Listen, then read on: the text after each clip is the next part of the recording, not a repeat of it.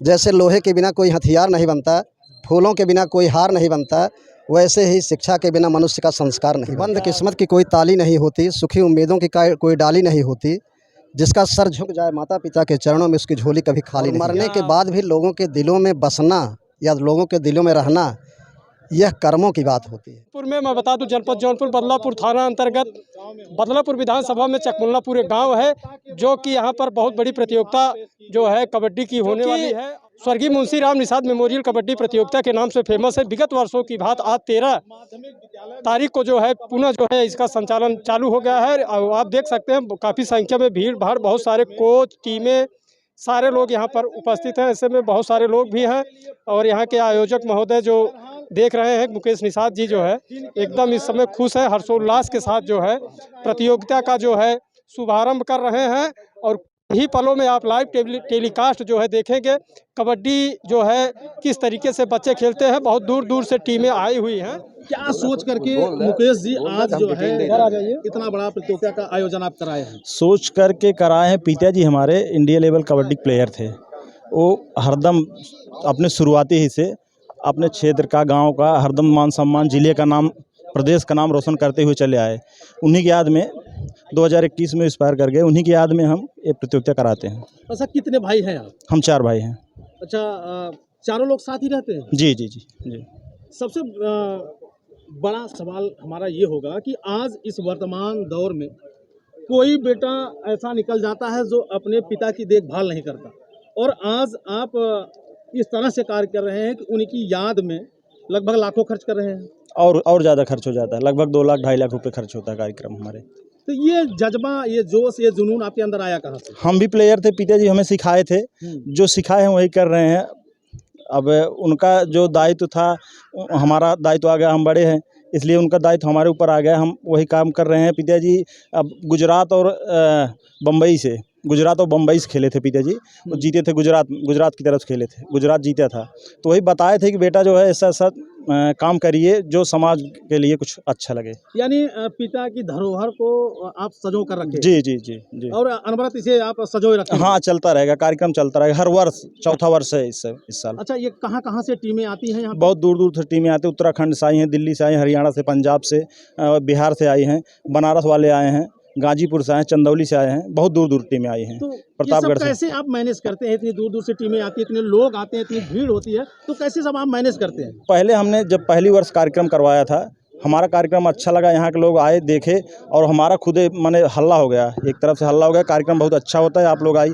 हम आते हैं तो उनका किराया, भाड़ा, खाना पीने का सारी व्यवस्था हम यहाँ पे देते हैं उन लोगों तो का। सारी व्यवस्था देते हैं? जी जी। उन्हें किसी प्रकार कोई दिक्कत नहीं, कोई दिक्कत ना हो, कोई दिक्कत नहीं। तो अब आज सुनने में ऐसा भी आ रहा है कि यहाँ पे पूर्व सांसद धनंजय सिंह भी आने वाले हैं? जी जी, आ रहे हैं। तो हर वर्ष आते हैं? नहीं, एक वर्ष नहीं आ पाए थे कुछ कारणवश, अब इस वर्ष फिर आए। इसके पहले आए थे, फिर आ रहे हैं इस साल। अच्छा, विजेता के लिए आपकी तरफ से क्या दिया जाएगा?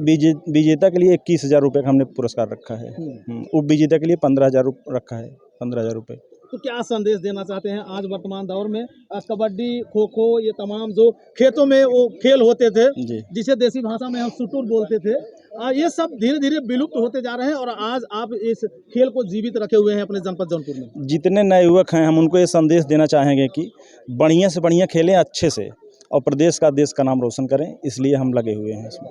जी, और हमको तो एक लाइन याद आती है कि किसी का जन्म लेना ये सौभाग्य की बात होती है, और मृत्यु जो प्राप्त करना ये समय की बात होती है। क्या बात है। और मरने के बाद भी लोगों के दिलों में बसना या लोगों के दिलों में रहना, यह कर्मों की बात होती है। गजब। और आज मुंशी राम के यशस्वी जो पुत्र हैं, वो उनके कर्मों की देन है, उनके त्याग और तपस्या का प्रतिफल है कि आज इतना बड़ा आयोजन करने में वो सक्षम है और सफल हो रहे हैं। अच्छा, जैसे आज एक बेटे का दायित्व निर्वहन करते हुए और अपने पिता की याद में इतना बड़ा आयोजन किए हैं, और ऐसे खेल का आयोजन किए हैं जो आज के समय में धीरे धीरे विलुप्त होती जा रही है, इसको लेकर के आप क्या कहेंगे? नहीं सर, एक लाइन है इंग्लिश में, ए वर्दी सन ऑफ ए वर्दी फादर, योग्य पिता का योग्य पुत्र।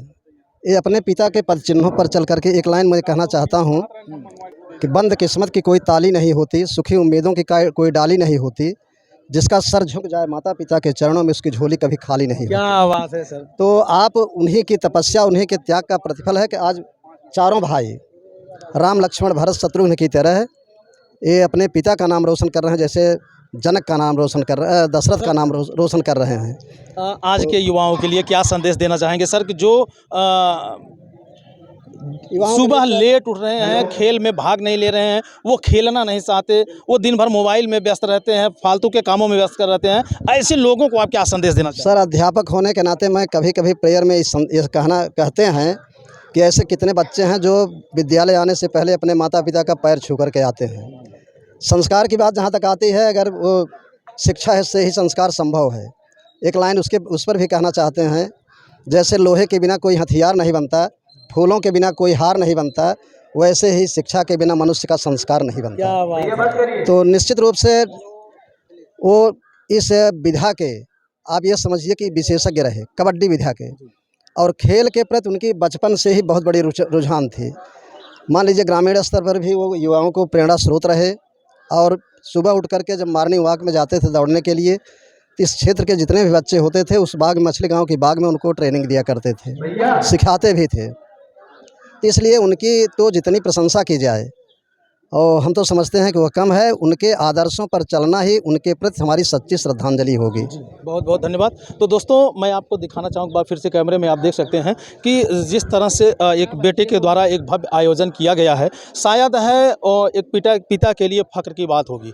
अब क्या सोचेंगे ऐसे बेटे के लिए, क्या सोचेंगे ऐसे लोगों के लिए जो एक पिता के पद चिन्हों पर चलते हुए आज जो है अपने पिता का नाम रोशन कर रहे हैं, साथ साथ अपना भी नाम रोशन कर रहे हैं। बाकी अब विचारों को जानने के बाद, वीडियो देखने के बाद आपको कैसा प्रतीत होता है, कमेंट करके आप अपनी राय जरूर दीजिएगा। मिलते हैं किसी नेक्स्ट वीडियो, नेक्स्ट खबर में। जय हिंद।